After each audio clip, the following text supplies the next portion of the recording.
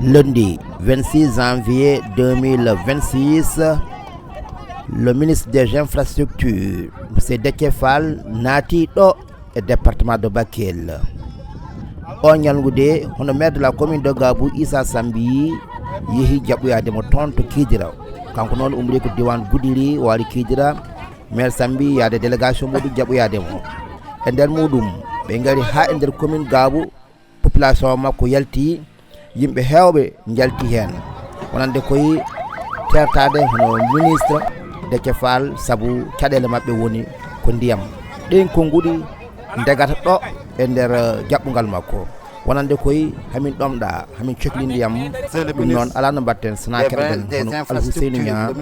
Mamadou Sall, chef de village Jonwuro, kañum e Déthié Fall le ministre banggue Goudiri Kidira. Voilà. Il n'y a pas de l'eau. Il n'y a pas de l'eau.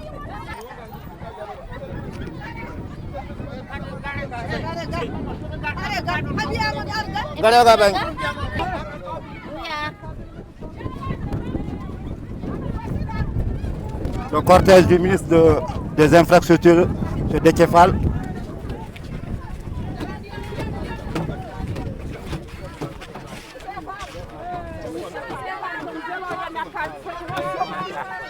Le ministre des Infrastructures, M. Déthié Fall. Voici le préfet. Voici le préfet. Il y a un village à 2 km d'ici. Heureusement que la plateforme nous permet de nous am mais dañoo sonn loolu la ñu mën a jàppale ñoom ndax zone bi ñoom ñu am ndox village bi ci boppam ndox bi bëri waxuma laa ñoom ñu nekk ci périphérie waaw vraiment waaw bu ngeen fu ne jàpp rek bu baax bu ngeen si jàpp suba su préfère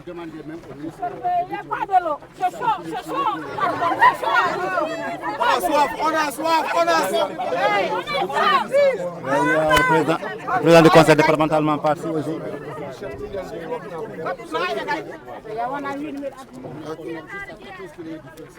Nous avons ici une maternité qu'on a commencé depuis 2 ans, qui est jusqu'à présent qui n'est pas achevée. Et pendant l'hivernage, ça coule comme nos terrasses. Et nous avons une sage-femme qui est formée en échographie, monsieur le ministre, mais on n'a pas un appareil échographe. Et l'ambulance, on n'a pas une ambulance. La poste de santé polarise 8 villages, dont le village le moins éloigné, c'est à 5 km. Donc la poste de santé et le district fait 26 km. Donc nous demandons vraiment une ambulance. L'ambulance que nous avons, c'est une ambulance prêtée par monsieur le médecin-chef de Bakel. Donc vraiment, nous prions à monsieur le ministre. Oui. Oui. Monsieur le ministre ñu ngi gërëm Massamba bu baax Massamba ñu ngi lay gërëm bu baax ci liggéey bi ñu defal dans au sein de la commune de Gabou waaw. Mama Sall no got yiɗi haalde hen seeɗa yiɗi so ko haala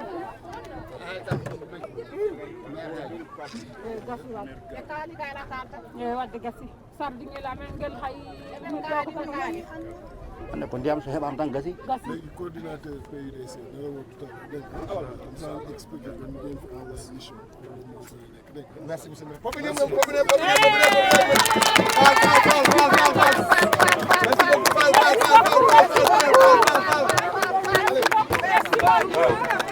Woni weltare mawde e fate ɓesguji commune Gabou.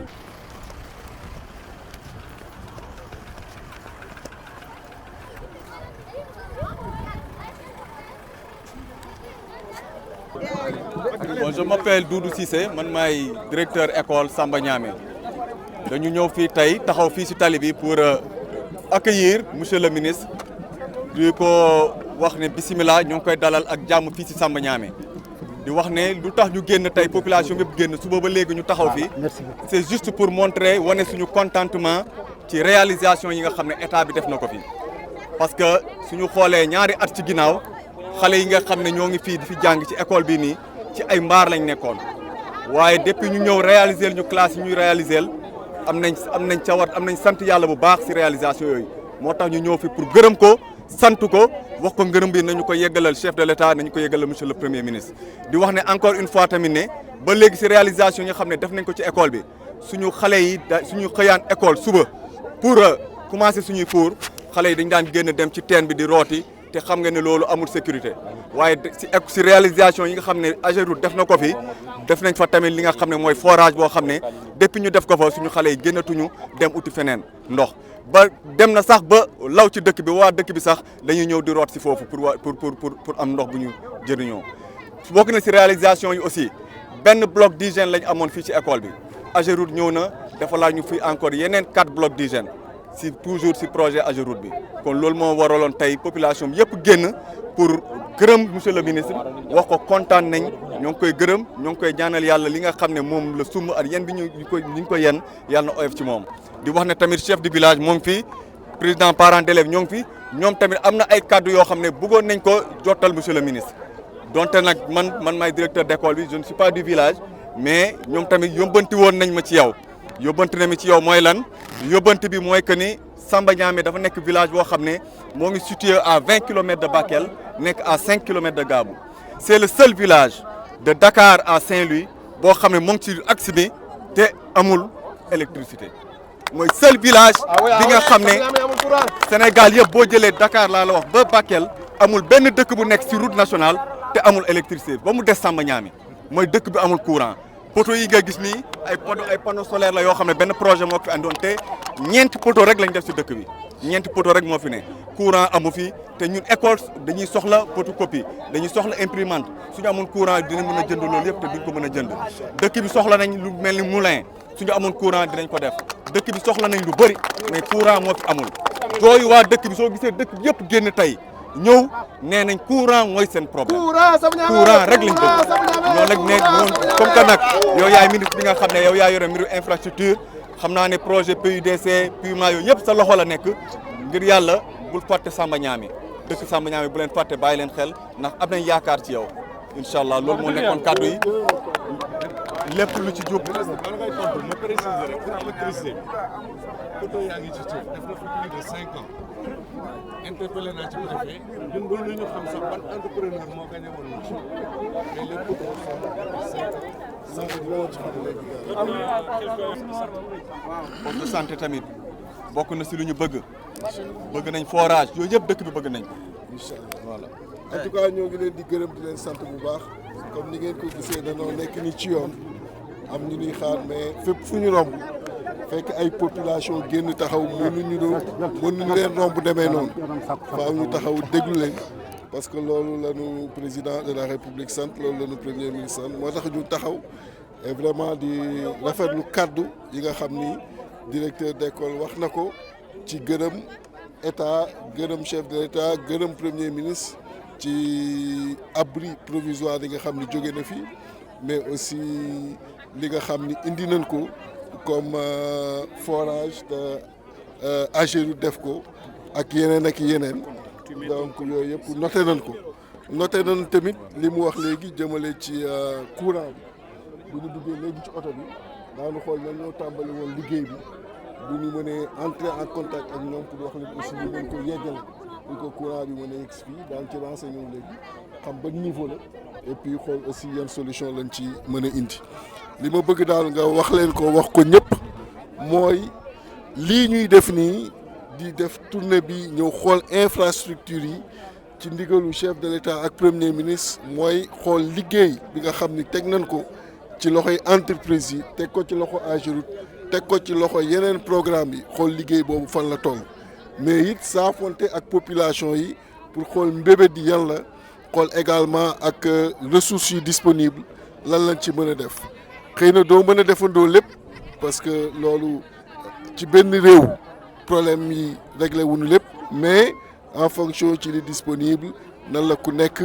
mën a gisee boppam ci li nga xam ni tey jii nii moom la nguur gi di def donc loolu moo waral bi ñu leen gisee rek ñu taxaw et vraiment di rafetlu accueil bi nga wax leen ni kontaan nañu lool ci accueil bi et que daanu wax également yitte yi daan ko jottali le chef de l'État ak le premier ministre gërëm bi ngeen leen gërëm aussi ci liñ fi jot a def ci abri provisoire yu ñu éradiqué mais aussi ci forage bi ñu fi def yooyu yëpp aussi daal leen ko yeggale di leen gërëm di leen sant xam naa ñoo ngi continuer incha allah. jërëjëf merci beaucoup. merci. merci beaucoup.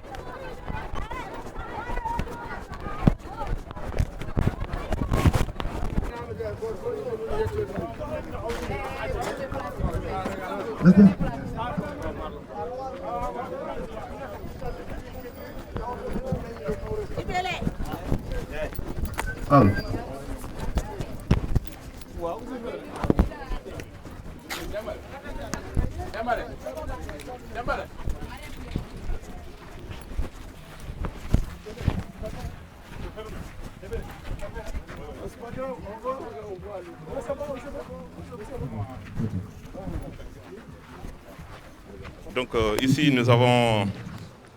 un mini château d'eau donc constitué d'un forage de 70 mètres de profondeur et de niveau statique de 9 mètres et de 9 mètres jusqu'à 70, tout ça c'est de l'eau. Et le débit du forage est de 25 à 30 mètres cubes. Et à côté, nous avons un champ de panneaux, de 8 panneaux, de 350 l'unité, de 350 watts de puissance. Et le 8 fait donc 350 fois 8, c'est environ 3000 watts. Et à côté, vous avez le support en béton armé, surplombé d'un réservoir de 5000 litres. Et le support que vous voyez ici est de 6 mètres de hauteur, composé donc de 3 paliers, comme vous le voyez ici. Et à côté, nous avons une échelle permettant aux conducteurs de monter et de vérifier l'état de l'eau. Et la pompe que nous avons installée ici est une pompe de 1500 watts, donc alimentée par ce champ de panneaux. Ici, dès 8 heures, l'eau commence à dégager parce que la nappe n'est pas loin. Mais également, nous avons mis suffisamment de panneaux pour que les gens puissent puiser de 8 heures jusqu'à 18 heures, soit 10 heures de temps. Et depuis qu'on a mis cet ouvrage en place, les femmes ont invité maintenant de puiser directement au puits. Parce qu'avec le puits, comme vous le voyez, c'est ouvert, c'est à ciel ouvert. Cela veut dire qu'à tout moment, le vent, la poussière entre dedans. Et dans le passé, il y avait des difficultés liées à la santé publique. Mais maintenant, depuis qu'on a mis ces forages en place, pratiquement la santé des populations s'est améliorée. Et à côté de l'ouvrage, vous avez vu, il y a une borne fontaine de 2 robinets. Et l'ouvrage est clôturé par une clôture grillagée pour protéger les équipements à l'intérieur. Voilà, c'est ce que je voulais vous présenter. Merci.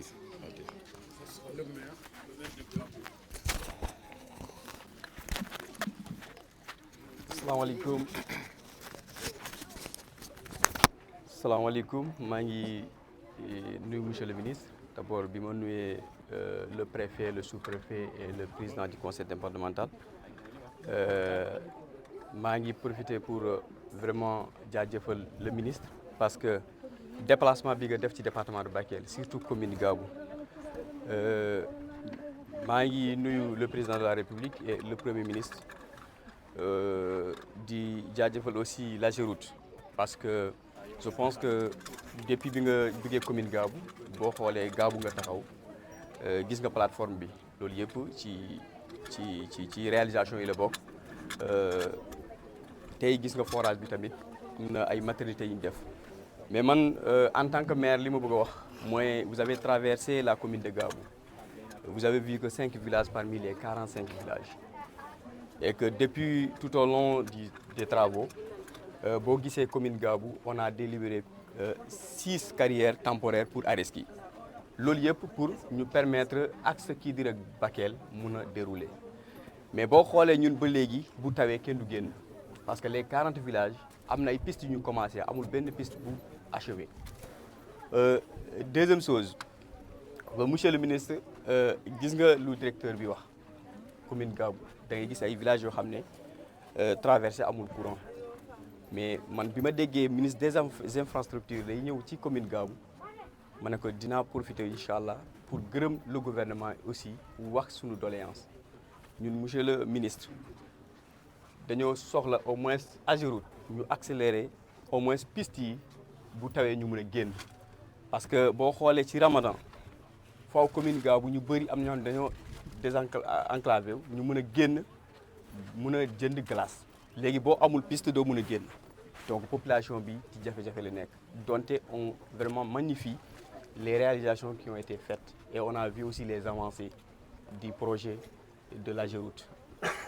boo xoolee tamit am na clôture yu bëri d'école boo xam ne doo am jot pour vérifier clôture yi def nañ ko ñoo ngi gërëm Ageroute ak l'État du Sénégal mais clôture yi ba léegi c'est pas achevé aussi boo xoolee loolu insécurité la pour les enfants en grosso modo loolu la ñu bëggoon wax gërëm la di la sant di gërëm aussi le préfet et le sous-préfet de Moudéri gis nañ vraiment engagement yi ñuy teg pour au moins ñu am lii yëpp boo xoolee infrastructure bi bu Ageroute def c'est important parce que tey lii dina tax ñun pour ñu mën a naan parce que boo xoolee ñun ci zone socle la nekk dinaa profiter aussi gërëm le président c'est vrai que avec l'état sortant mais loo gis état continuité la boo xoolee am na benn projet bu fi nekk boo xam ne transfert d'eau la de Falaboula jusqu'aux zones de Sira sur 44 villages 33 villages am nañu ndox instant bi projet bu yeggee au moins ñun comme li ma wax président bu ñëwee inauguré ko génn ñëpp dinañ génn pour fecc parce que xam nañ source vitale la l'eau donc en grosso modo merci beaucoup pour vraiment bi nga jaaree Gounian parce que xam naa sa calendrier dafa chargé mais fexe nga ba dugg fii ba taxaw tamit ci yoon bi c'est vrai que c'est pas lu ñu bëggoon yëpp amuñu ko mais ñu la koy sant di la gërëm merci beaucoup di gërëm aussi le chef de village ak mobilisation bi ñu def boo gisee mobilisation bi nga xam ne lii dañ ko soxla parce que ndox bu amul même jaamu yàlla sax doo ko mën a def donc vraiment merci monsieur le kii et aussi je remercie le député je remercie aussi mes collègues maires qui sont là et aussi Dembélé qui a réalisé aussi l'ouvrage donc c'est un acteur de développement merci beaucoup monsieur le ministre. merci ñu gërëm ñu fekk ñëpp wax ni taxaw bi ñu taxaw fii nii pour xool aménagement connexe yi nga xam ni Ageroute def na ko et di leen féliciter ci forage yi nga xam ni def nañ ko fii et di leen encourager aussi fépp fu tali jaar rek comme ni ko chef de l'État ak premier ministre di demander aménagement connexe yi nay bare pour que population yi bañ a gis goudron bu jàll rek mais gis ni goudron jàll na désenclavé na leen mais aussi yi ñu soxla jëm ci jàng jëm ci poste de santé jëm ci ndox jëm ci électricité yooyu yëpp population yi gis ni Ageroute mi ngi leen ci fekk di noté nañu aussi yi nga xam ni war nañ ko achever mu jëm ci piste yi jëm aussi ci mur clôture yi aussi yooyu yëpp DG Ageroute mi ngi moom la ñu àndal donc muy Moustapha Fall donc dina ko suivre ak le régional pour que yooyu yëpp ñu mën ko achever dans les meilleurs délais incha allah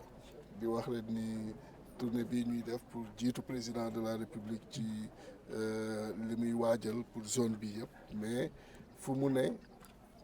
fële ne au niveau du palais le premier ministre fu ñu ne seen xel yëpp mi ngi ci population yi te ñoom seen bopp daan def également tournée yi pour gis jafe-jafe yi pour indi solution yi ñun nag dañuy jiitu ci solution yooyu ak proposition yooyu pour bu ñëwee mën ko mottali bu ñëwee yi ñu mën inaugurer ñu inaugurer ko yi ñu mën relancer ko mais di leen xamal daal ni seen yitte mooy yitte chef de l'État mooy yitte premier ministre ci yooyu la ñu nekk guddi ak bëccëg et ku gis li ñu jot a réaliser Djibril ñëwee léegi ñaari at yi nga xam ni kon vraiment ñoo ngi ci yoon bi nga xam ni bu suñu borom defee ressources yi gën a mobiliser wu kattanal leen yoon boobu dina yóbbu pour que toutes les préoccupations de façon graduelle mu mën a réglé wu comme ni ma koy waxee fépp fu ma jaar rek amul adduna bi fenn fi nga xam ni nag problème yëpp réglé wu na tout le temps dina am yuy des mais li ëpp solo rek mooy volonté bi autorité di am pour régler problème yi et volonté boobu je pense que kenn nattablewul nii lu wér la ci chef de l'État ak premier ministre di gërëm population yi ci accueil bi di gërëm aussi autorité territoriale yi nga xam ne ñoo fi nekk administrative ci organisation mission bi et vraiment avec une rigueur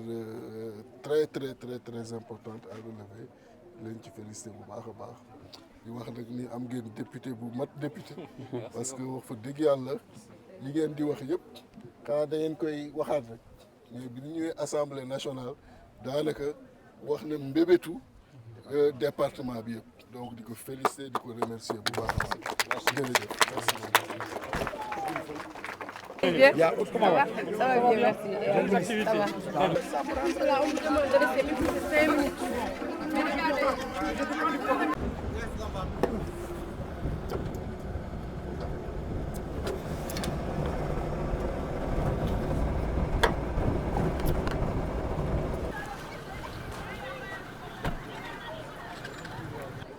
Ok, donc poste de santé de Samba Yidé, ministre Alido.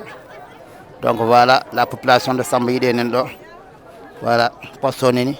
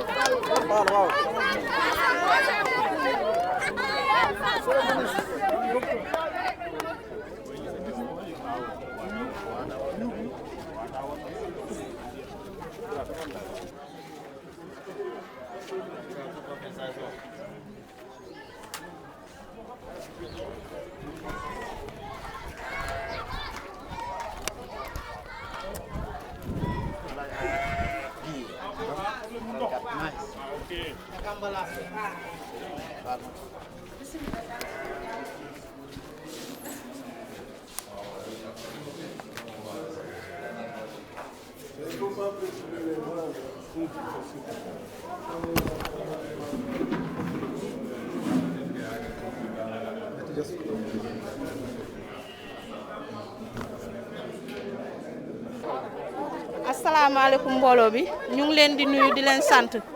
di wax monsieur le ministre soyez les bienvenus dalal ak jàmm ak sa délégation vraiment kontaan nañ ci sa présence fii ci Samba Yidé Samba Yidé nag poste boo xamante ne polarisé na 6668 habitants avec des villages mobiles avancés et fixes. Au niveau des villages mobiles, on a 7 villages mobiles et 3 villages avancés. Toutes ces femmes fréquentent ici. ñoom ñëpp fii la ñuy fajoo di def seen i CPN direct normalement vraiment kontaan nañ ci construction bi nga xamante ne defal ngeen ñu ko parce que boobu amaguñ maternité bi dañ doon travailler avec les moyens du bord am na matériel yu bëri manqué woon nañ ko mais alhamdulilah avec projet bi lépp mot na accouchement yi ñu ngi koy def normalement ni mu war a demee sant nañ yàlla population bi yëpp ñu ngi leen di sant di leen gërëm suñ problème kese mooy ndox mi moo manqué boo gisee mënuñu utiliser normalement maternité bi dafa manqué ndox te ku wax maternité wax ndox mënoo liggéey ci maternité sans ndox sinon dañuy am problème hygiène bi tout le temps on nettoie bu accouchement amee dañuy sonn nettoyer courant gi aussi xawoon na kii mais avec le comité et le CDS def nañ le tout ba courant bi dugg na bëgg nañ aussi ambulance ku ñu mun a jàppale ci ambulance ndaxte fii ak district xaw na xëcc tuuti poste bi ci kaw tali bi la nekk mais am nañ difficulté ndax tout le temps médecin chef mu ngi nii du ma bàyyi ma kii tout le temps dañuy woote évacuation matin midi soir mais buñ amoon ambulance aussi dinañu gën a noppal parce que une population de 6668 di fréquenter fii te amul ambulance aussi loolu problème la monsieur le ministre kii nga jàppale ñu ci waaw loolu daal bëgg nañ ko ci population bi kontaan nañ bu baax a baax depuis mois d'août lañ commencé maternité bi di fi liggéey bi ñuy commencé di liggéey aussi on a fait des accouchements accouchement domicile yi changé nañ boo déggee accouchement domicile ça veut dire ñi nga xamante ne dañuy accoucher ci kër ga loolu yëpp par biñ construire poste kii bi maternité bi loolu yëpp wàññeeku na waaw femme yaa ngi fréquenté fii suñ problème daal mooy ndox mi ak douche yi nga xamante ne ñu ngi ci ginnaaw aussi douche yi nañ ñu jàppale ñu eggali douche yi porte yi ndax nit ki mënoo dugg ci douche aussi te porte bi defaruñ ko waaw ngeen jàppale ñu ci vraiment population bi kontaan nañ maa ngi wax ci turu population bi yëpp kontaan nañ vraiment suñ liggéey mu ngi jaar yoon alhamdulilah waaw merci beaucoup. gërëm bu baax ñu fi fekk ñëpp di gërëm monsieur le maire monsieur l'honorable député aussi di réserver mention spéciale au préfet ak ñi mu ànd ñëpp ses collaborateurs donc visite bi nii comme ni ngeen ko xamee ñëw la pour xool li nga xam ni AGEROUTE def na ko en tant que chef de l'État di yegg si di rafetlu aussi comme ni ñu ko waxee tout à l'heure forage bi nga xam ne visité nañ ko léegi ñu def ko mais aussi di rafetlu maternité bi nga xam ne construire nañ ko fii comme ni nga ko waxee tax na tey jii nii ci village bi problème yu bëri yi ñu doon am mu wàññeeku bu baax a baax di leen ci félicité di leen wax ñu continuer et puis li ñu wax parachever nga wax ko léegi mooy lu jëm ci toilette yi porte yeeg yooyu vraiment régional bi mi ngi fi dégg na ko bu baax DGAG mi ngi fi DGRD mi ngi fi également xam naa li ci war daan ko def pour ñu mën a continuer mais daal di leen wax ni noonu la ko chef de l'État bëggee noonu la ko premier ministre bëggee mooy fépp fu tali jaar ñu fexe ba def fa ay aménagement yu amal njariñ population yi et ci loolu lañu defee fii nii maternité bi ci lañu defee nii poste de santé bi nga xam ni dina tax population yi comme ni nga ko waxee léegi des fois di accoucher wu ci biir kër yi yooyu yëpp dañ ñuy ñëw fi nga xam ni ay professionnels ku mel ne yow ak ñeneen ñi fi nekk ñoo leen di tiim assister leen ci lépp li nga xamante ni moo war donc di leen gën a encourager bu baax a baax di wax ni état mi ngi seen wet di wax ni aussi lépp lu ñu mën ci li nga jot a souligner muy ndox meeg yooyu aussi xam naa ni AGEROUTE dina xool lu mu ci mën gën a am comme taxawaay aussi ak aussi PUDC wala PUMA ñoom ñëpp daan ko dégg bu defee ñu xool aussi nan leen ci gën mën soulager donc di leen gërëm di leen sant bu baax a baax di wax nag ngeen occupé bu baax ci entretien bi parce que loolu après ci seen loxo lay des ci seen loxo ci yéen ñi fi nekk di liggéey bu ngeen occupé bu baax ci entretien li nga xam ni mooy infrastructure di leen fi AGEROUTE defal jërë ngeen jëf.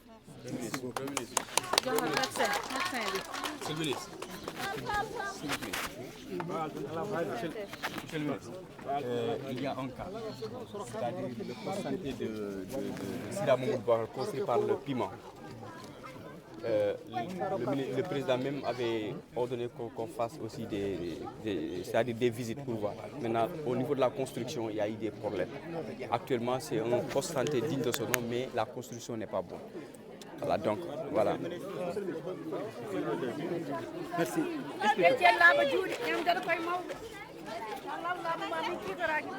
kiitoraki laamu sambi hilo ari jam ari ndiyam ari ñamde ari lopitan ari safroɓe ngari min mbimo sambi min beelel diallo mi wimo sambi